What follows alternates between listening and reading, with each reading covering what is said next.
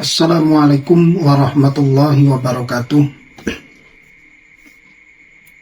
Bismillahirrahmanirrahim. Alhamdulillahilladzi an'ama alaina bi ni'matil iman wal islam. Asyhadu an la ilaha illallah wahdahu la syarikalah wa asyhadu anna sayyidana Muhammadan abduhu wa rasuluh la nabiyya ba'dah.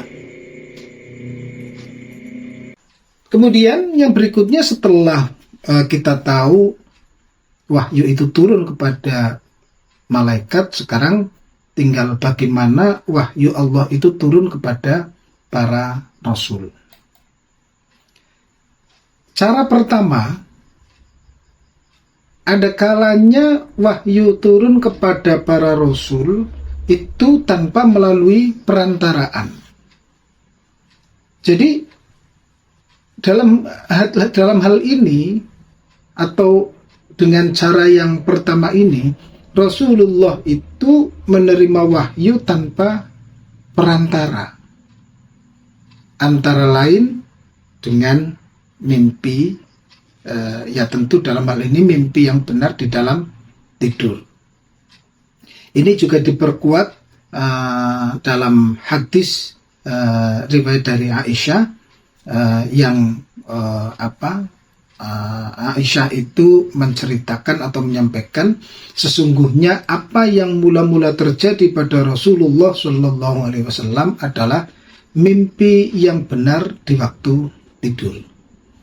Beliau tidaklah melihat mimpi kecuali mimpi itu datang bagaikan terangnya di waktu pagi hari.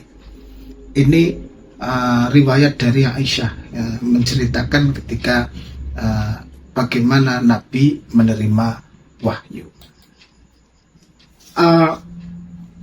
Di antara alasan yang menunjukkan bahwa mimpi yang benar bagi para nabi adalah wahyu, yang tentu wajib diikuti, adalah mimpi Nabi Ibrahim untuk menyembelih anaknya Ismail. Nah, ini silakan bisa dipahami di dalam surat As-Saffat ayat 101 sampai dengan 102. Nah, artinya di sini Nabi Ibrahim juga bermimpi, yaitu ketika anak yang dimaksud yaitu Nabi Ismail itu sampai pada umur ia sanggup bekerja bersamanya. Kemudian Ibrahim menyampaikan atau berkata kepada Ismail, "Wahai anakku, sesungguhnya aku bermimpi bahwa aku menyembelihmu. Pikirkanlah apa pendapatmu." Ternyata dalam hal ini beliau Nabi Ismail itu menjawab, "Wahai ayahku, lakukanlah apa yang diperintahkan Allah kepadamu. Insya Allah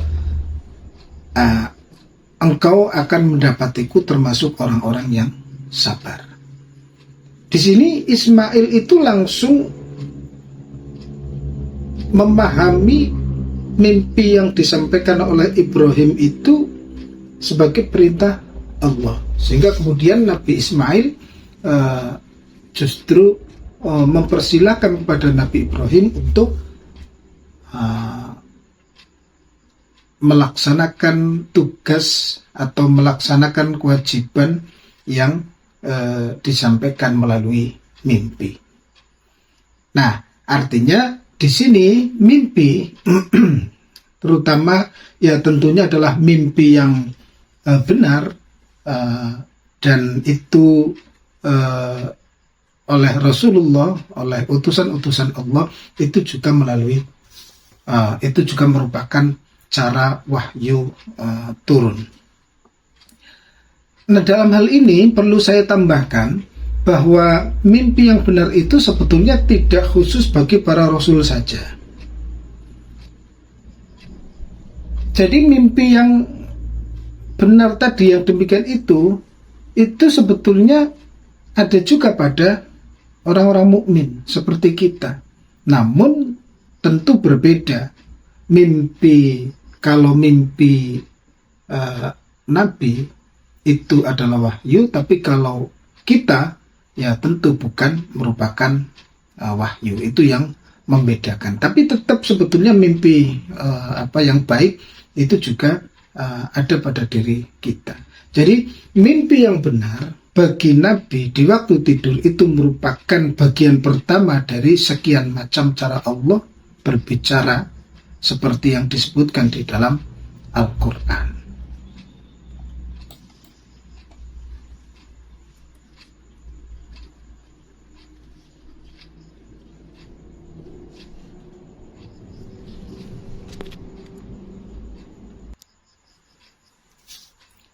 Kemudian cara berikutnya yaitu kalam Allah dari balik tabir tanpa melalui perantara.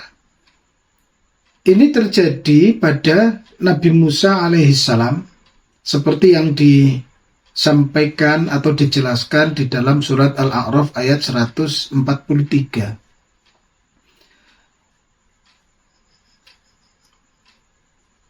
Dan tatkala Musa datang untuk pada waktu yang telah kami tentukan, dan Tuhan telah berfirman kepadanya, berkatalah Musa, "Ya Tuhanku, nampakkanlah kepadaku, agar aku dapat melihat kepada Engkau."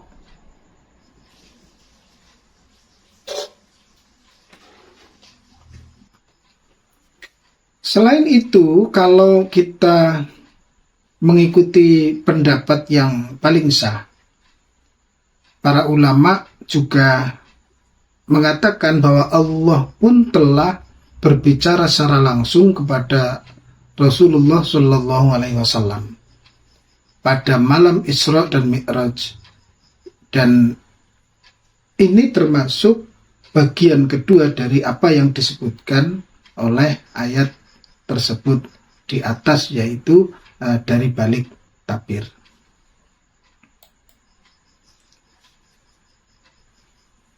Kemudian kalau tadi adalah yang melalui tanpa perantara, sekarang cara yang kedua yaitu yang melalui perantaraan malaikat.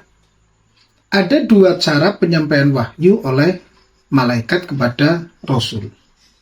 Yang pertama, cara pertama yaitu datang kepadanya suara seperti dencingan lonceng dan suara yang amat kuat yang mempengaruhi faktor-faktor kesadaran, sehingga ia dengan segala kekuatannya siap menerima pengaruh tersebut. Ini cara yang paling berat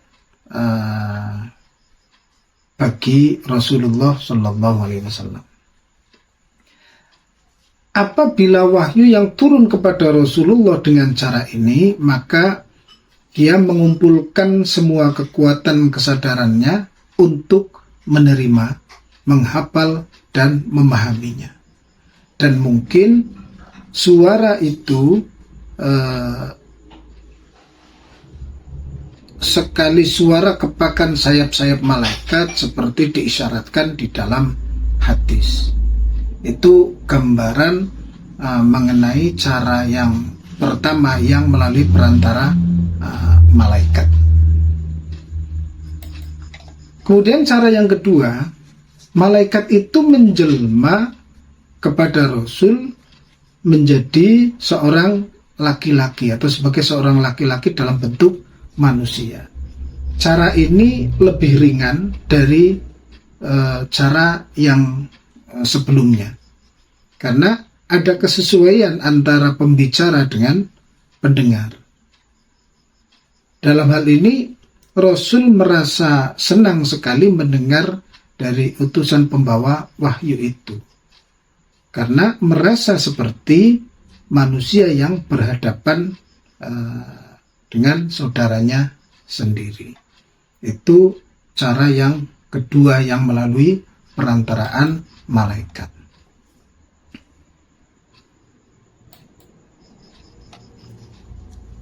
Di bagian akhir saya ingin menyampaikan mengenai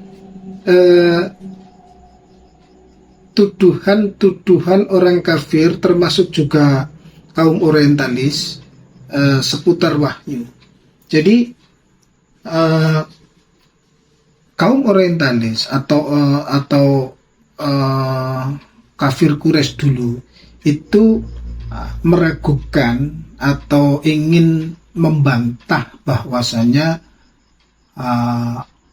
wahyu yang disampaikan oleh Muhammad itu sebetulnya bukan wahyu dari Tuhan. Nah, bahkan sampai sekarang kaum orientalis pun masih mengatakan seperti itu. Jadi ada permasalahan wahyu yang sering menjadi sasaran tuduhan kaum jahiliyah sejak dulu sampai sekarang. Sejak dulu itu ya sejak awal Rasulullah Shallallahu Alaihi Wasallam menyampaikan wahyu sampai sekarang itu kaum orientalis. Kaum orientalis ini ya orang Barat yang memandang Islam, itu namanya orientalis. Nah, ini tujuannya adalah untuk mengkaburkan keyakinan kaum muslimin dan menjauhkan kaum muslimin dari Al-Quran. Apa saja tuduhan-tuduhan itu? Yang pertama, mereka mengira atau mereka mengatakan bahwa Al-Quran itu bukan dari Allah, bukan dari Tuhan, tapi dari pribadi Muhammad. Dengan menciptakan maknanya, dan dia pula yang menyusun bentuk dan gaya bahasanya. Jadi Al-Quran itu bukan wahyu, tapi Al-Quran itu karangan Muhammad, karangan Nabi Muhammad SAW. Itu tuduhan pertama. Nah, bagaimana menjawab tuduhan tersebut? Ya,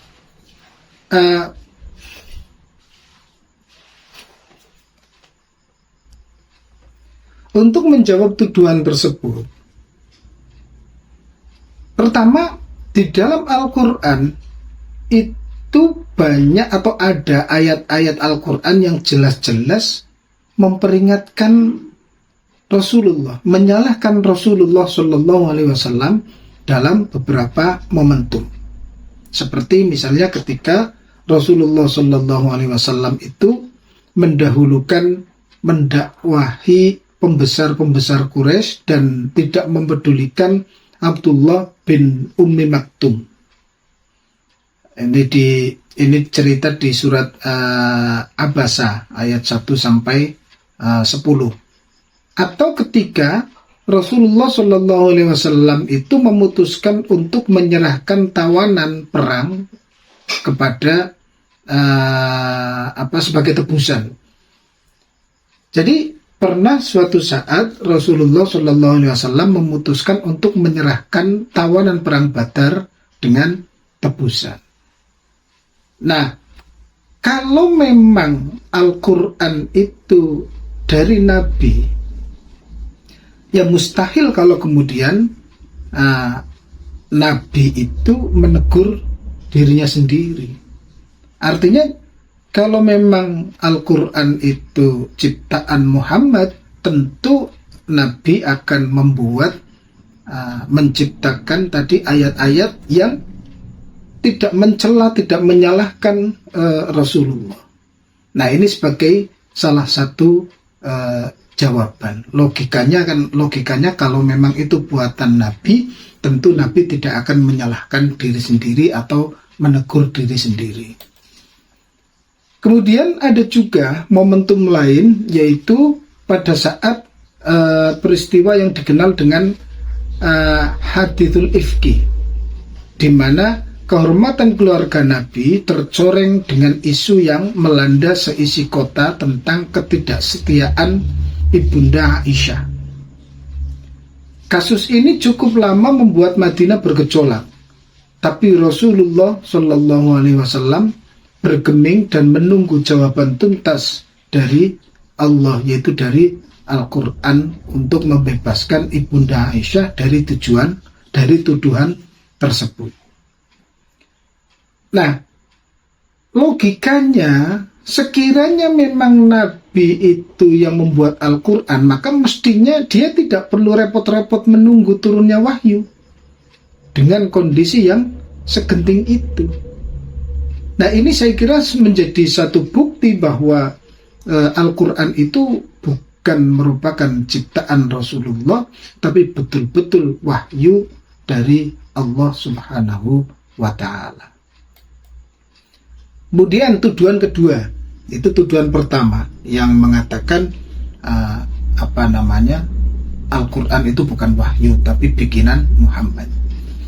Yang tuduhan yang kedua, para kafir Quraisy dan sekarang itu juga para kaum orientalis itu menyangka bahwa Rasulullah Shallallahu Alaihi Wasallam itu mempunyai ketajaman otak, mempunyai kedalaman penglihatan, mempunyai kekuatan firasat, kecerdikan yang sangat hebat, kejernihan jiwa, dan renungan yang benar yang menjadikannya memahami ukuran-ukuran yang baik dan yang buruk, benar dan salah, melalui ilham atau melalui inspirasi, serta mengenai perkara-perkara yang rumit melalui kasyaf. Nah, dengan demikian Al-Quran itu tidak lain sebetulnya adalah dari hasil penalaran intelektual dan pemahaman yang diungkapkan oleh Muhammad dengan gaya bahasa dan retorika Muhammad itu sendiri. Ini tuduhan yang pertama. Artinya Al-Quran yang memang diakui sangat bagus dari sisi gaya bahasa dan retorikanya, itu bukan dari Allah, bukan merupakan wahyu Allah, tapi semua itu karena ciptaan Nabi, ciptaan Rasulullah, karena Nabi itu memiliki ketajaman otak, kedalaman penglihatan, memiliki kekuatan firasat, sehingga dia itu mengetahui ukuran-ukuran baik buruk, benar salah melalui ilham, dan kemudian dituangkan di dalam tulisan yang kemudian disebut dengan Al-Quran. Itu tuduhan yang kedua. Nah, bagaimana argumentasinya untuk membantah tuduhan yang tersebut? Ya, bahwa kita bisa membantah tuduhan-tuduhan tersebut, bahwa segi berita yang merupakan bagian terbesar dalam Al-Quran tidak diragukan oleh orang yang berakal, bahwa apa yang diterimanya hanya berdasarkan kepada penerimaan dan pengajaran. Quran telah menyebutkan berita-berita tentang umat terdahulu, golongan-golongan dan peristiwa sejarah dengan kejadian-kejadiannya yang benar dan cermat, seperti halnya yang disaksikan oleh saksi mata. Artinya Al-Quran itu kan sebagian besar berisi tentang sejarah atau tentang cerita kaum sebelumnya. Ini tidak mungkin kalau cerita-cerita itu berdasarkan penalaran. Penalaran dari mana? Tidak mungkin. Sejarah itu satu-satunya adalah berdasarkan kepada penerimaan atau pengajaran, bukan reka-reka dari Nabi Muhammad. Tapi Nabi Muhammad memang mendapatkan berita, mendapatkan ajaran, mendapatkan wahyu yang isinya antara lain berupa cerita atau sejarah kaum sebelumnya. Jadi sekalipun masa yang dilalui oleh sejarah itu sudah amat jauh, bahkan sampai pada kejadian pertama alam semesta ini. Nah, ini tidak mungkin kalau Nabi Muhammad itu mengarang cerita itu. Tidak mungkin kalau ini bukan petunjuk dari Zat yang Maha Tahu. Nah, demikian juga mengenai ayat yang menjelaskan tentang hari kiamat. Hari kiamat itu belum terjadi. Tapi Al-Quran itu sudah memberikan gambaran mengenai gambaran surga, neraka dengan lengkap. Nah, semua itu tentu tidak dapat memberikan tempat bagi penggunaan pikiran dan kecermatan firasat. Secerdas apapun manusia, bahkan hingga hari ini, dengan zaman yang dengan teknologi yang sangat canggih, tetap tidak bisa menyentuh pemberitaan-pemberitaan yang gaib tersebut. Itu argumentasi atau jawaban dari tuduhan yang kedua. Kemudian tuduhan yang ketiga, mereka menyangka bahwa Nabi Muhammad itu telah menerima ilmu-ilmu Al-Quran dari seorang guru. Jadi bukan dari Allah, tapi dari seorang guru. Nah, ini juga bisa kita bantah, bisa kita jawab. Nabi Muhammad SAW itu tumbuh dan hidup dalam keadaan ummi. Ummi ini sering diartikan buta huruf. Tapi yang jelas di sini, tak seorang pun di antara masyarakatnya yang membawa simbol ilmu dan pengajaran. Ini adalah kenyataan yang disaksikan oleh sejarah, dan kita tidak dapat meragukan hal itu. Artinya ini tidak diragukan. Bahkan kita juga menyaksikan Rasulullah SAW pada masa kecilnya itu tidak tumbuh dengan bimbingan khusus dari ayah andanya dan juga kakeknya. Oleh pamannya Abu Thalib, Nabi Muhammad SAW justru lebih diarahkan untuk menjadi seorang pedagang hingga ikut serta dalam perjalanan dengan beliau sampai ke negeri Syam yang akhirnya bertemu dengan pendeta Bukhairah. Tetapi meskipun dengan pendeta tersebut, Nabi Muhammad yang masih kecil waktu itu tidak sekalipun menimba ilmu apapun dari pendeta Bukhairah itu.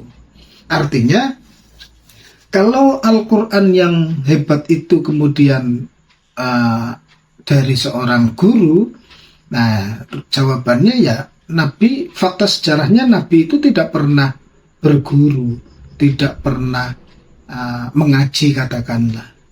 Nah, ini menjadi salah satu penguat bahwa Al-Quran itu adalah wahyu Allah, wahyu dari Allah Subhanahu wa Ta'ala. Saya kira itu pembahasan mengenai wahyu, semoga bermanfaat. Syukron wa tumtum fil khairi wal barakati wan najah. Assalamualaikum warahmatullahi wabarakatuh.